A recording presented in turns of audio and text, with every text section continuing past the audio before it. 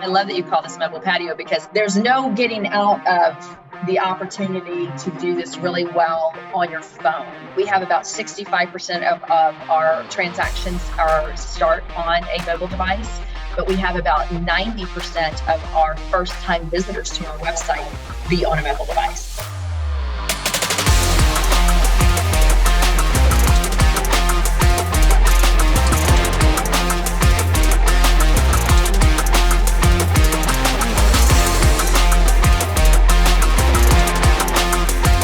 Hello and welcome. The mobile patio is now open, and I have been waiting a while for this after some of the talks I've had with Katherine Campbell. She is the Chief Digital Officer for Assurance Financial, but she's had 20 years of experience out in San Francisco, and we all know great ideas start out west, and then they work their way over to us in Boston with our school systems. But she is very involved, not just in mortgage, but also just globally. She's had her fingers in other fields. So she understands how people behave, not just around mortgage, but how they interact in life itself. And that's a topic I always love. So Katherine, welcome to the show. And thank you for jumping on here. Thank you. So happy to be here with you today. I think we should do like the Adirondack chairs and like toes in the sand mobile patio next time, you know?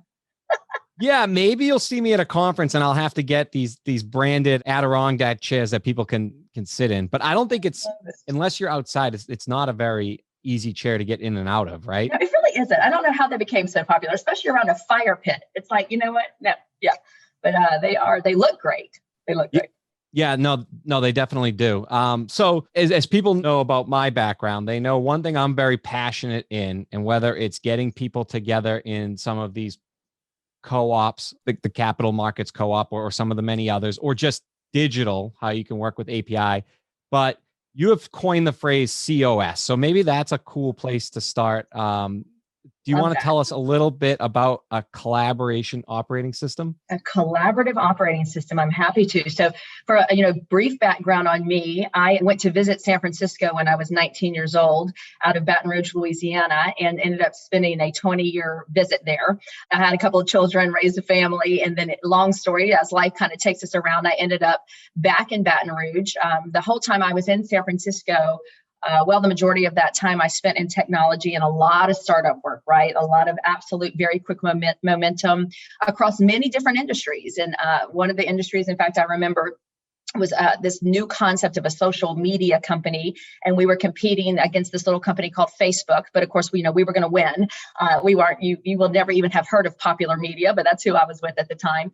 And so it's fascinating to go through different evolutions of where technology, certainly .com, where the evolution of business started to actually, monetize itself online. And as each industry did this, we kind of learned some nuances in that. And then as later on, the financial services industries did this, a lot of the sort of how users behaved, where someone wanted to navigate a site, let's say, where technologies made sense to integrate, particularly in very legacy technologies.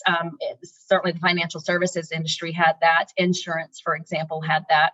It wasn't really novel to those of us that had been doing it for quite some time. It was more, how do we have this industry, meet the expectations that the borrowers now have? Okay, so particular to the mortgage industry, borrowers have expectations. We no longer go on to Expedia, let's say. Can you imagine how many integrations Expedia's platform has?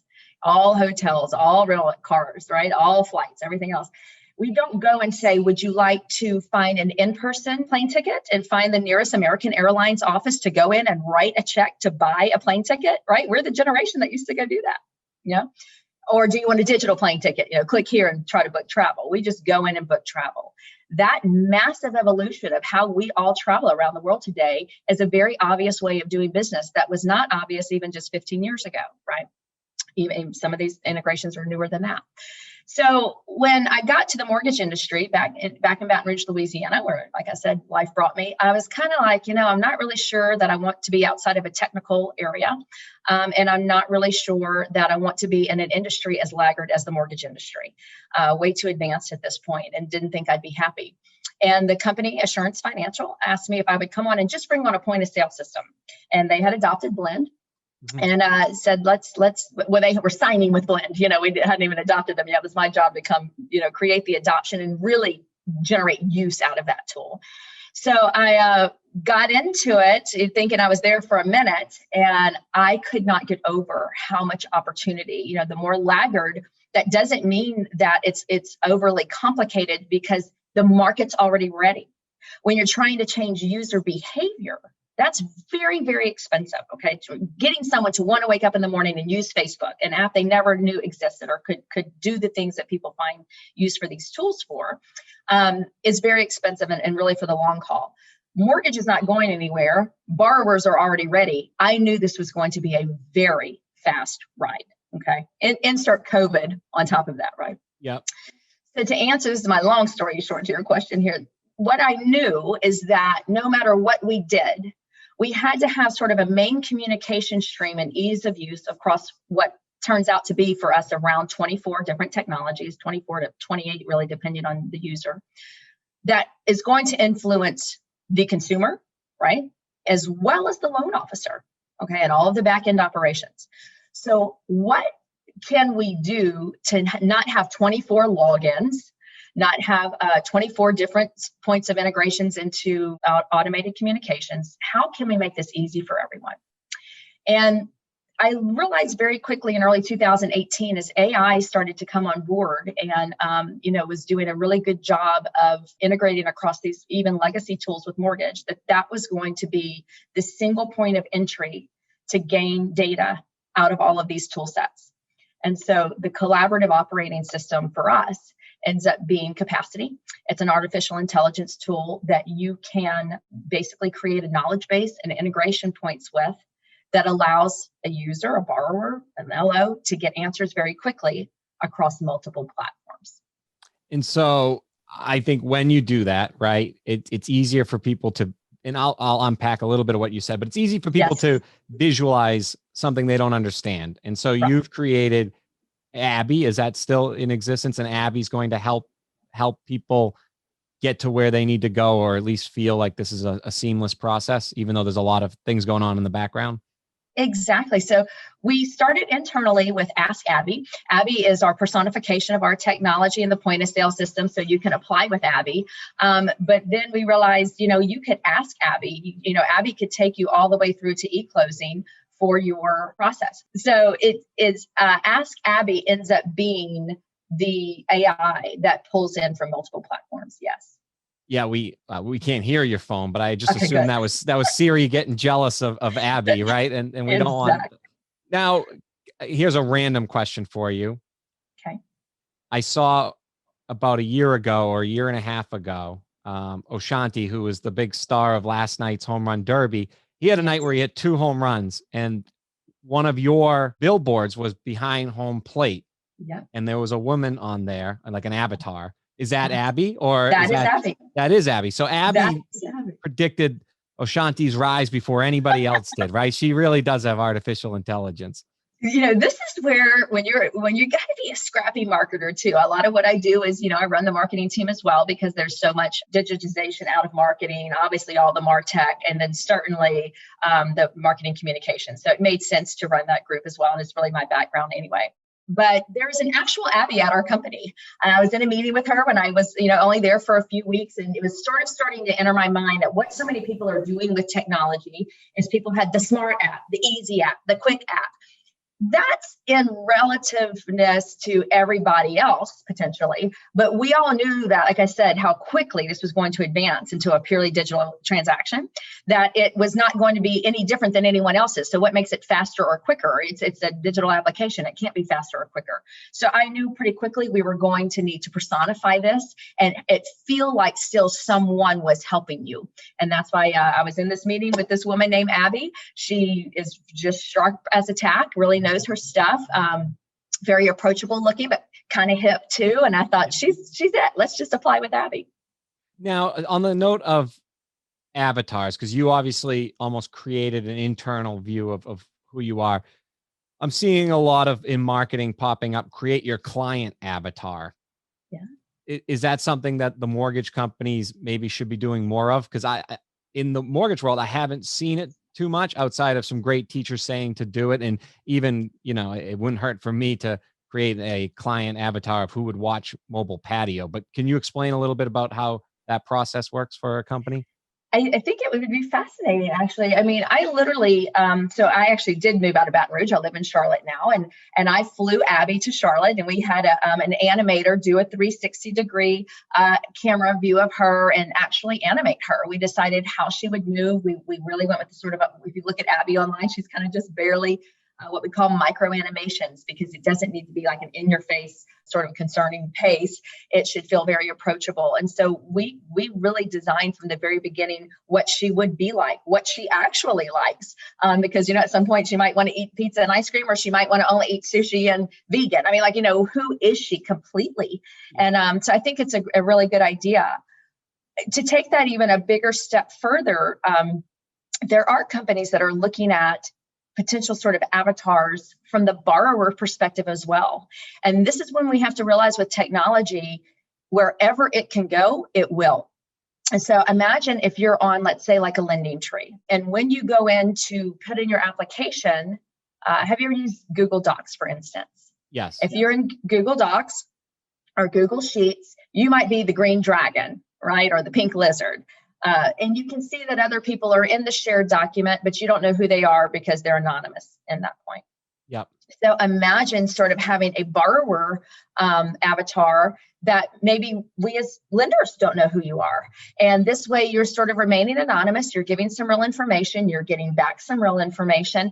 And then instead of having, 20 people call you every day for 6 months, you selected who you actually want to do work with. So I think the avatar opportunity has a long way to go, and it's a good idea for you too. Yeah. It sounds like you think it's coming, and then you don't really see it coming, and then it's there, right? Exactly. And I feel like that's where a lot of the mortgage industry is going to go on the consumer side, because, and you talk about it a lot, but there's so much investment in technology companies to work with you, right? And so there's this built up money going into the system of That's right.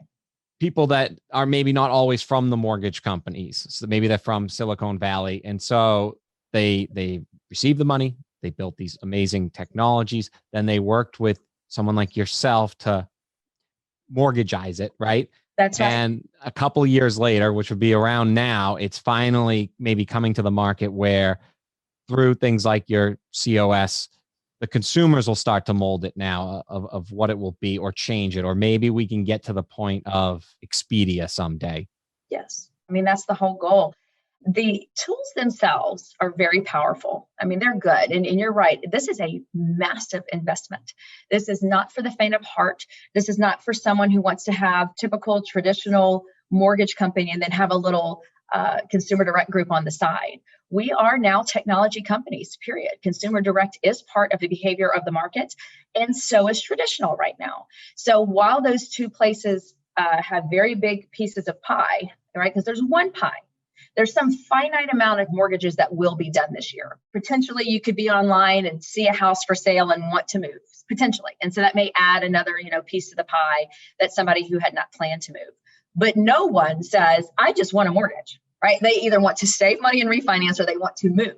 So there's, likely some very predictable finite pie of all mortgages. How the transactions get completed is certainly moving more to digital, faster than it ever has, but certainly not even close to 100% of digital. So we definitely need to offer both places to the market, both digital and traditional mortgage processes. But no doubt about it, the comfort and the availability of doing banking online is the standard these days. So we have to grow that. Yeah. I do see, times are changing, obviously quite a bit, but mortgage companies are probably as positioned as anybody, because you have both the digital, but you have people on the ground in different areas, right? That's exactly right. That's why we've always said in the mortgage industry, I'm part of the community. I'm here for you. I'm your local lender. It's never more critical to really prove that, to really, really be engaged. And some people are great at it. The last 2 years have been just an incredible opportunity of growth in this industry to barely know what you're doing and make money, right? If you just showed up. But we can anticipate over the next 2 years, it's been a phenomenal grace period to bring in technology, because when you bring in technology, because it's a really down market and we have to do something different, we can't afford the cost of doing business anymore. So we're going to try this technology. That's a very desperate place to be. And as a technology person who's been doing this for years, I have been in that position, and it's a very stressful time to be in the role at that point.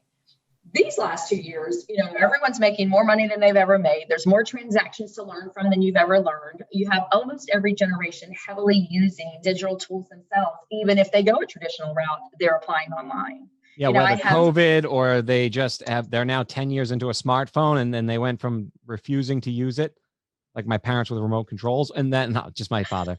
And then, or now like they're on iPhones, at 74 years old, right? That's right.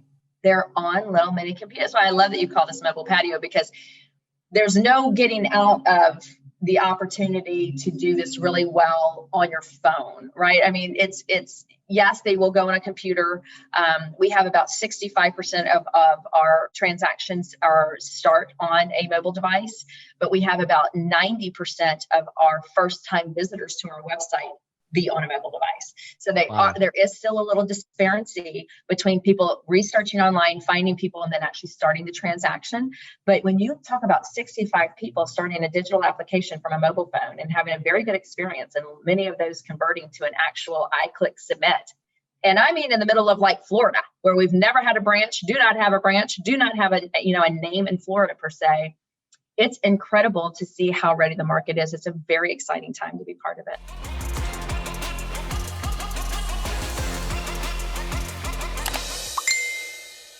Hey, Mike, what are you doing here at the historic Salem Witch Museum in Salem, Massachusetts?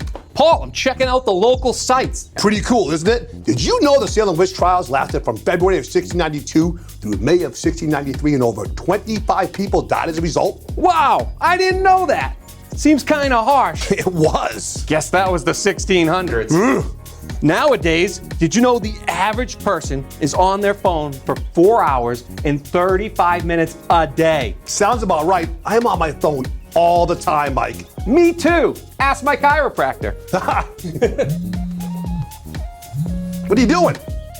I have a pre-qual request from my realtor. And you doing it on your phone? It's already done. That's amazing. Super responsive. And easy. Who knew? I use easy mortgage apps. Makes sense. It does.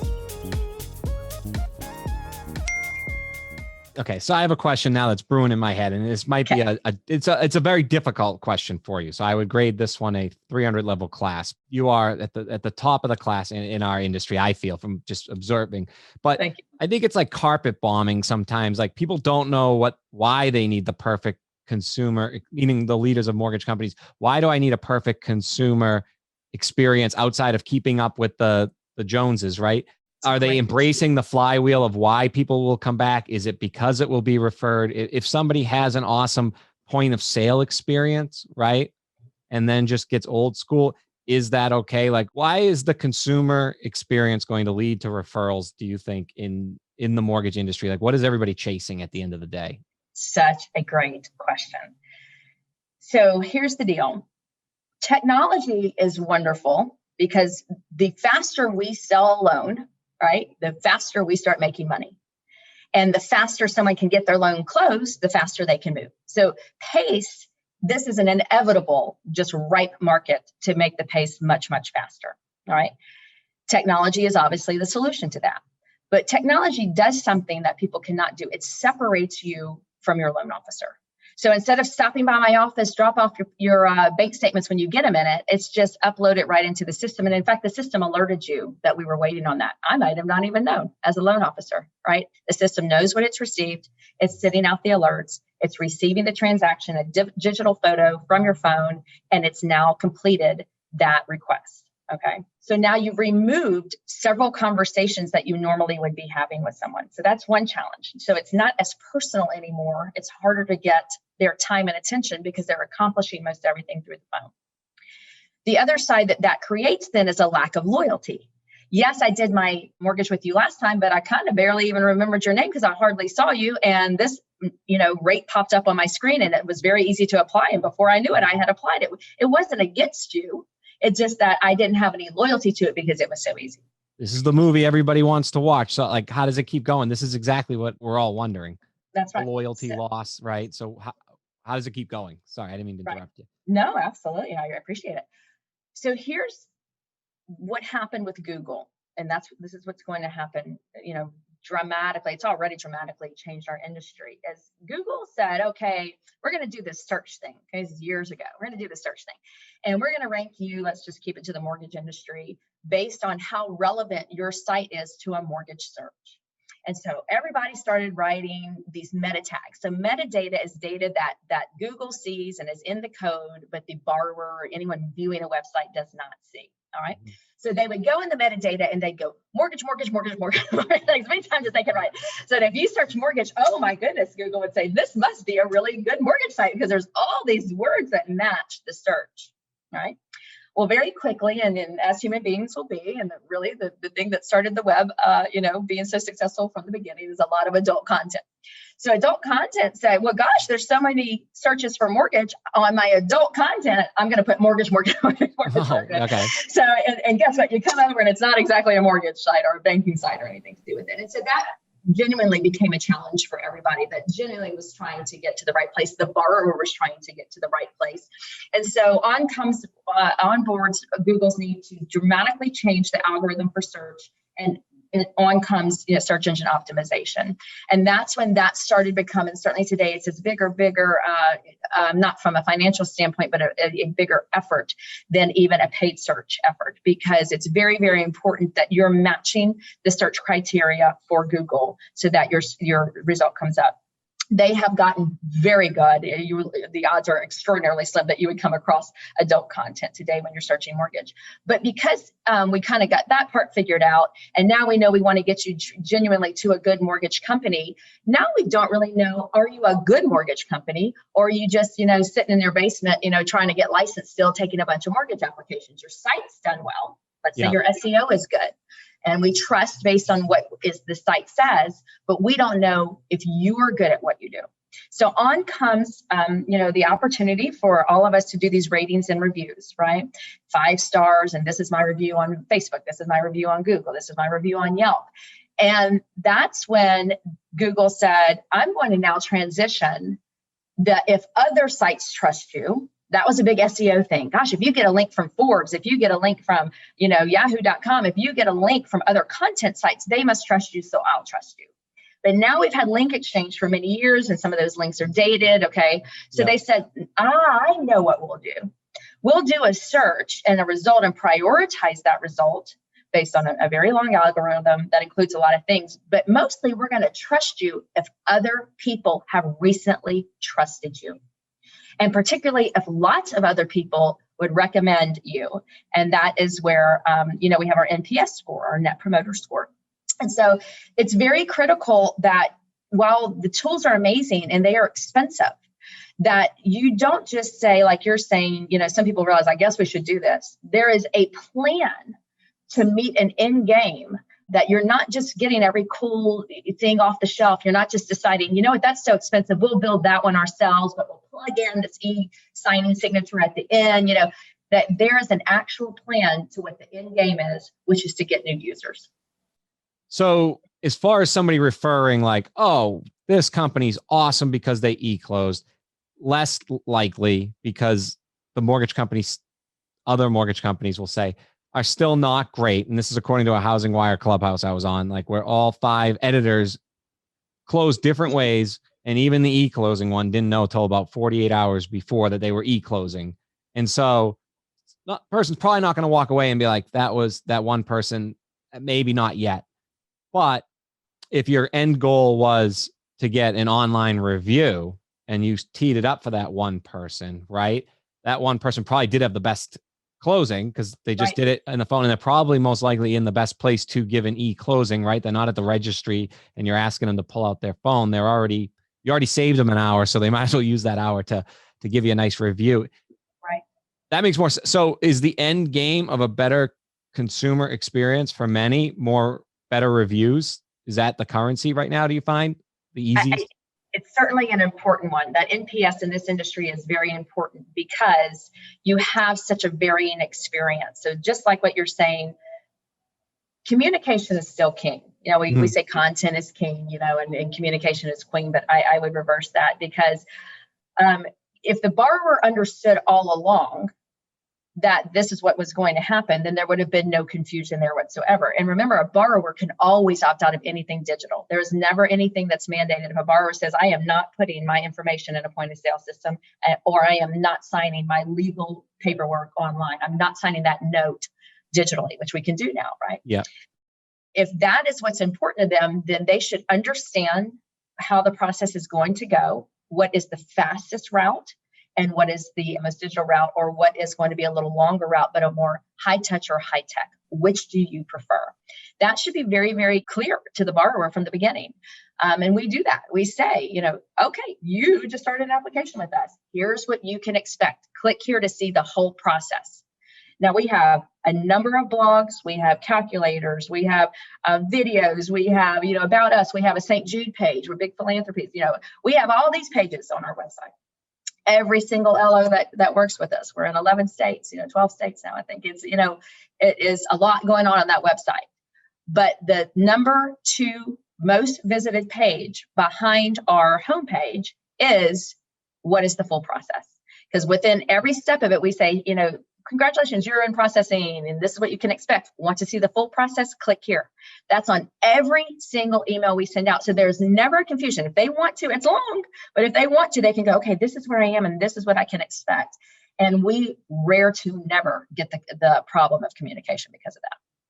Yeah. And you talked about like the infinite pie, the pie of not mentorship, but the pie of like where you go for comfortable advice, let's say of the younger generation under the age of say 30, let's say. Right.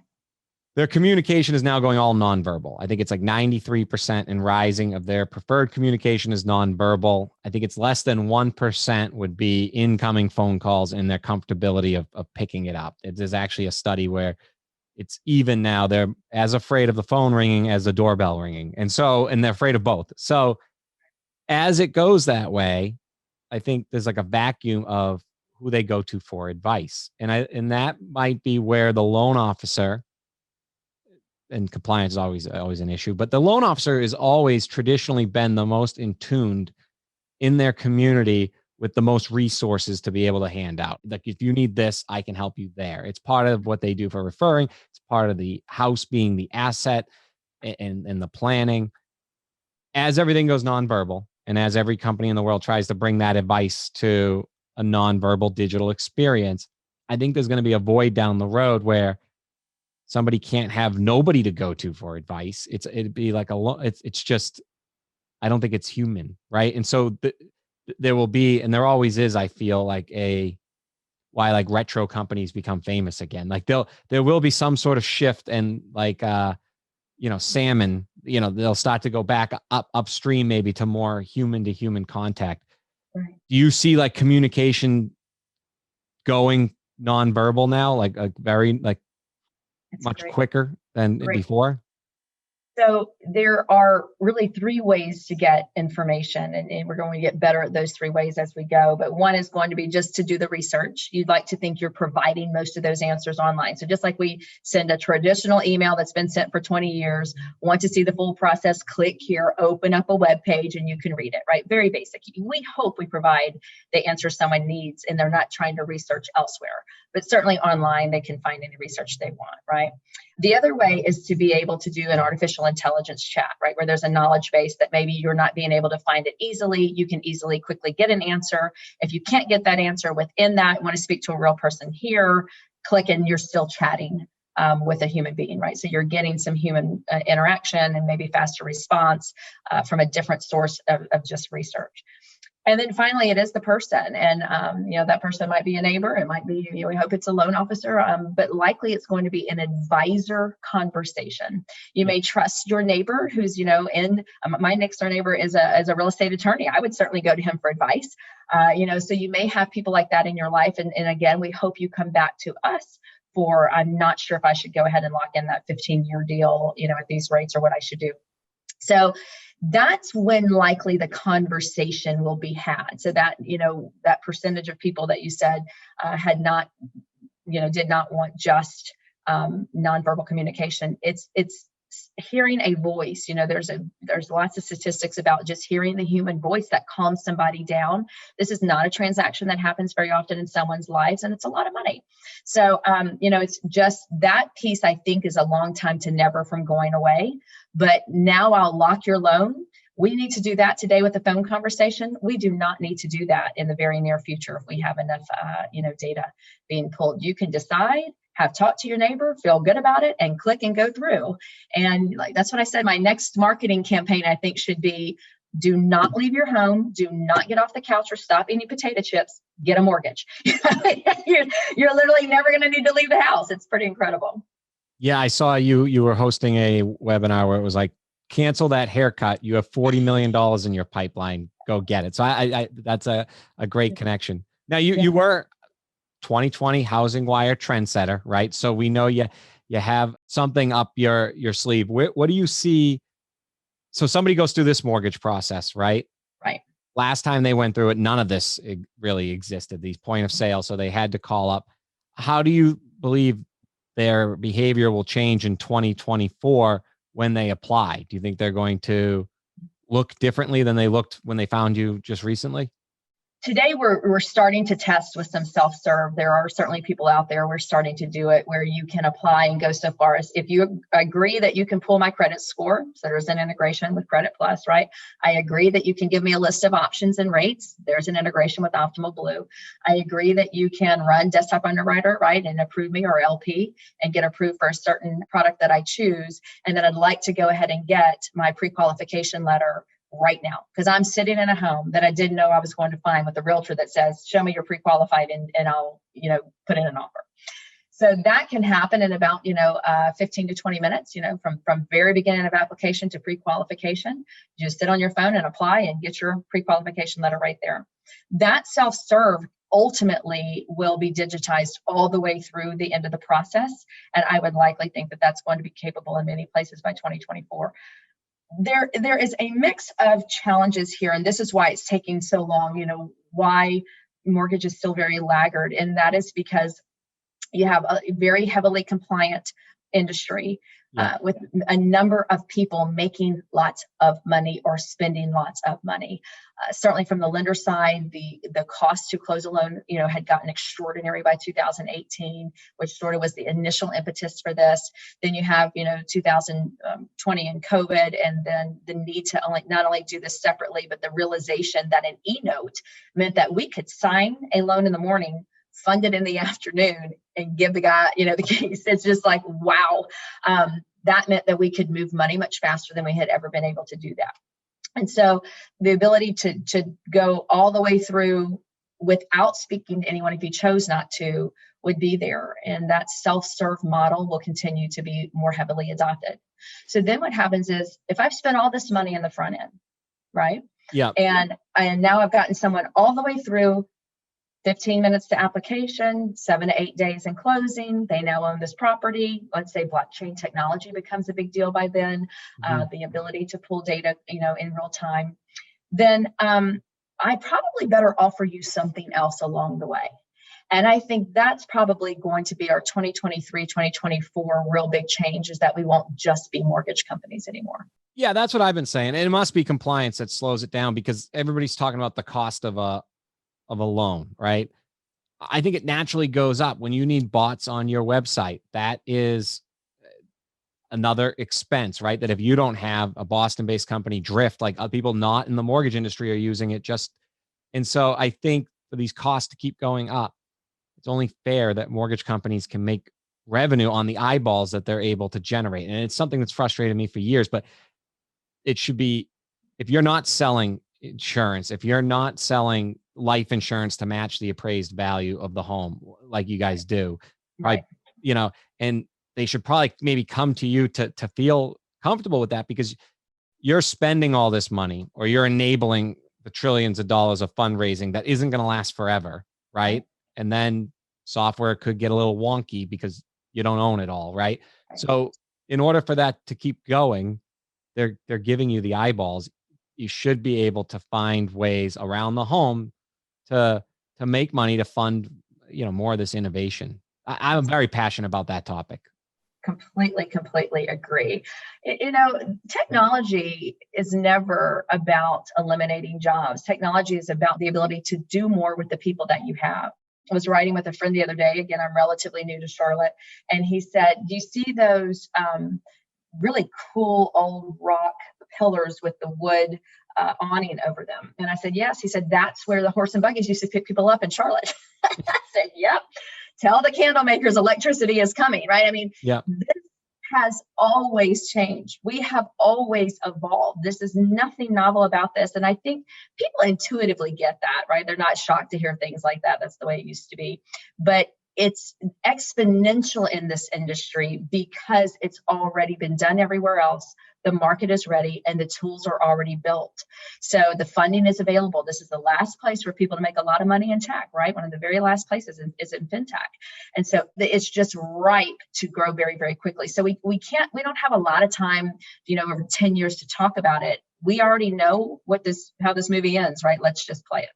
Yeah, I think the winner should be the loan officers with the personalities and the ability to connect. And if their enterprise can hook them up with a way that they can amplify their voice, and that's through tech and through these platforms. And I think when somebody in 2024 goes to refinance or buy a new home, I feel like they're naturally going to go back and look at wherever they left off at Assurance to see if they can grab some cookie crumbs, like, oh, is my old W-2, is something in there? And so if you're able to listen, right, so that you can intercept and bring it back, I think that's where maybe all of this connects. But in the meantime, I think these loan officers need to be given something to give them, like an app, right? And hope that you can change a little bit of the behavior, like the tools that tell maybe how much a home's worth, so that you can constantly listen to them and be in front of them. And I think that's what excites me. I believe in 2025, I said, but maybe 2027, the majority, over 50% of the loans will come from the servicing app, unless, something like this changes it. So you said the car comment, and I do love that they said that they were trying to figure out like horse manure, because there were so many horses on the streets, right? And they thought that was going to be the problem, like too many horses. And then who was going to innovate how to get rid of the manure? And then cars came along, you didn't need horses. You came on a clubhouse that I put together with some big names. It was an awesome one. I thought it was jam-packed with stars.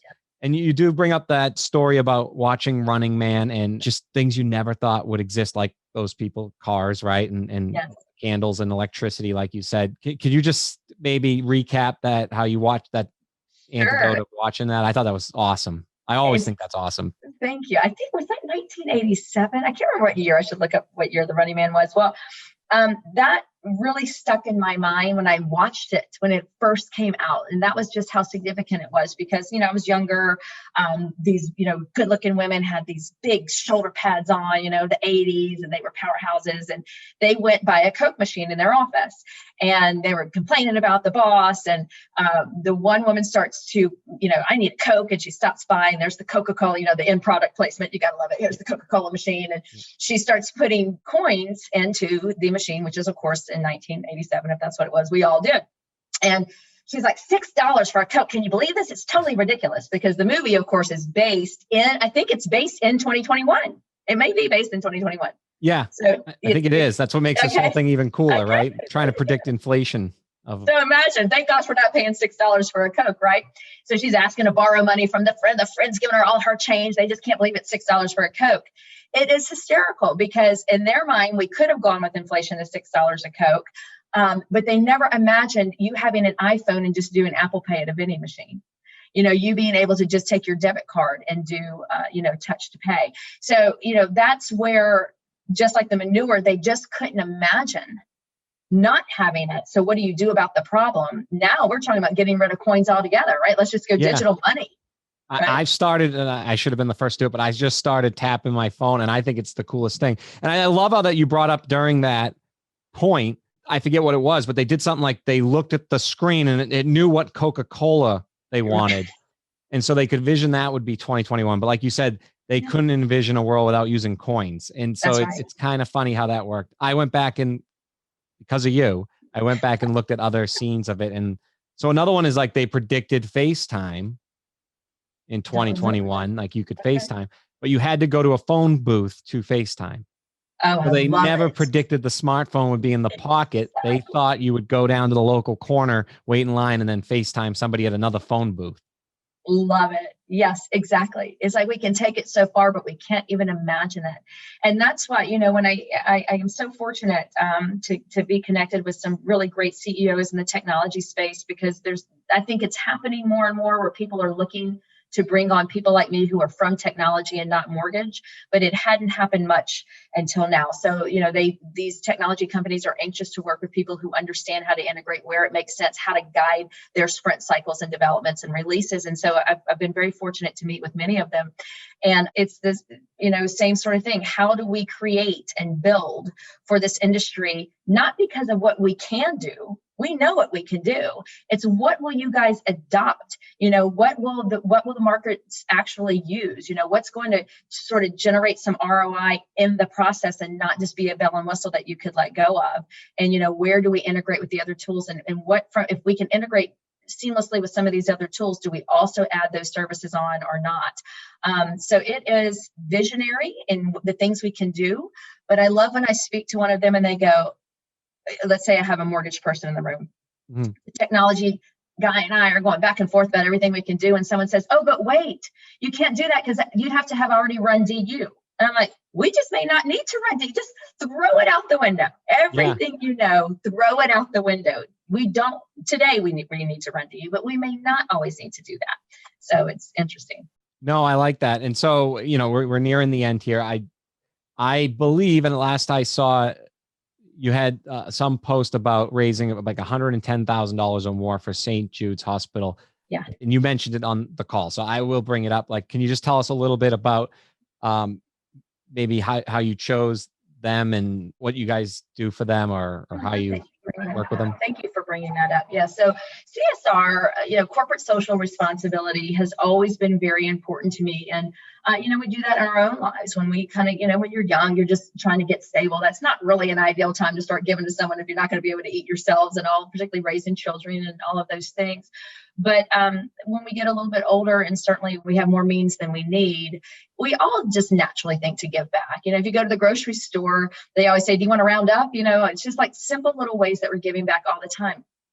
At a corporate level, there are people that do this very consciously. Obviously, a lot of companies today do this very consciously, but I find the mortgage industry doesn't take such a collaborative company-wide approach to it as I really believe we should, and we have, and it's been a huge success for us.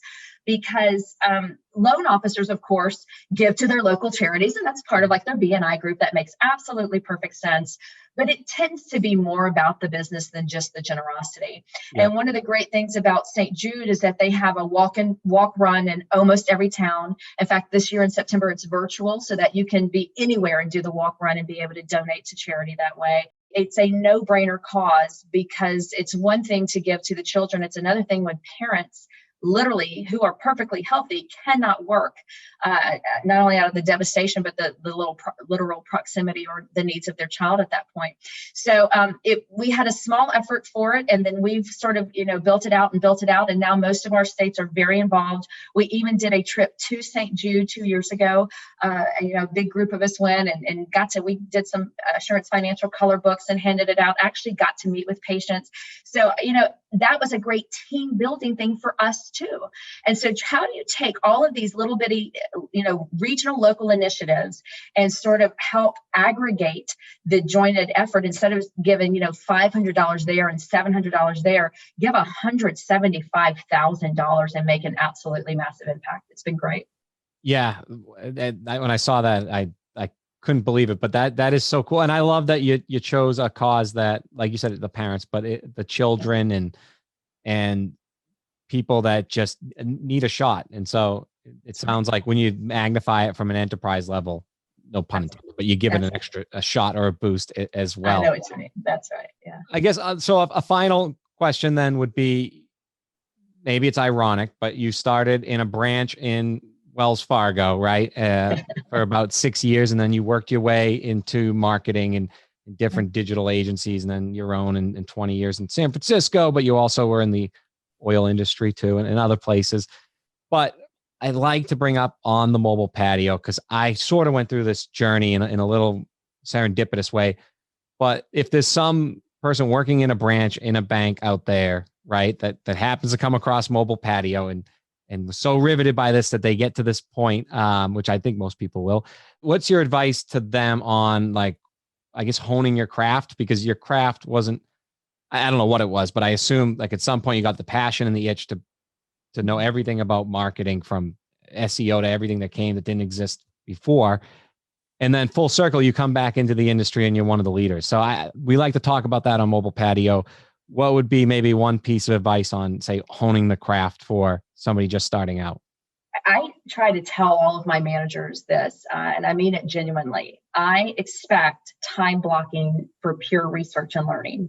I certainly expect, there to be some travel for conferences and that type of thing. That's great. A lot of that tends to be more networking. So when you're at your desk or you're working from home or wherever you are, I expect there to be a good, 3 hours per week that you're dedicated to doing nothing but downloading white papers, following people online who are actually industry leaders, that you are spending a good 10% of your time even on research. This is whenever we're done with this end-to-end self-service model, then we're not done, because then we have other products we're incorporating. There's a more seamless way to go about it. AI is going to become a big deal. If you look at digital ledger technology, there are a lot of places that this is going. Quantum computing even is on the rise. I mean, this never ends. It's the exciting part of the job. And so even if your job is a loan officer and not something necessarily that you're influencing technology, the way you do it is evolving right now. So 4 hours a week minimum, I try to say about 10% of their time, they need to be online researching. And that's all I can say, because that's the only way to learn. No one's going to give you the rule book. You have to go find it, research it, learn it.